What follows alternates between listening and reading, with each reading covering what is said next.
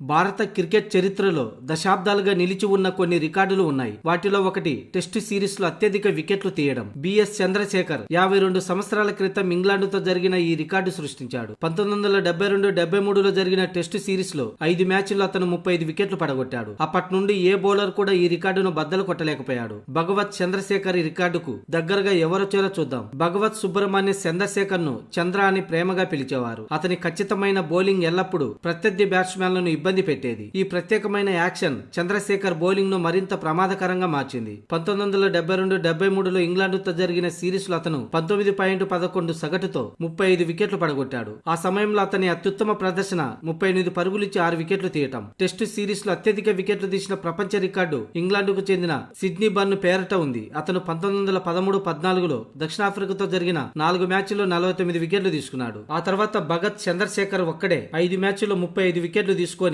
అద్భుత రికార్డు నెలకొల్పాడు. అయితే భగత్ సుబ్రహ్మణ్య చంద్రశేఖర్ కు దగ్గరగా వచ్చిన ప్లేయర్లు ఎవరో చూద్దాం. 1951-52లో ఇంగ్లాండ్ పై విను మన్కడ్ 34 వికెట్లు తీసుకున్నాడు. అలాగే 1955-56లో న్యూజిలాండ్ పై షబాష్ గుప్తే 34 వికెట్లు తీశాడు. ఇక కపిల్ దేవ్ 1979-80లో పాకిస్తాన్ తో జరిగిన 6 టెస్టుల సిరీస్ లో అతను 32 వికెట్లు పడగొట్టాడు. ఆ తర్వాత 2001లో హర్భజన్ సింగ్ ఆస్ట్రేలియాతో జరిగిన 3 టెస్టుల సిరీస్ లో 32 వికెట్లు పడగొట్టాడు. కానీ భగత్ చంద్రశేఖర్ 5 మ్యాచ్ల్లో 35 వికెట్లు తీసి ప్రపంచంలో రెండో బౌలర్ గా నిలిచాడు. ఓవరాల్ గా భారత్ తరపున మొదటి బౌలర్ గా రికార్డు సృష్టించాడు.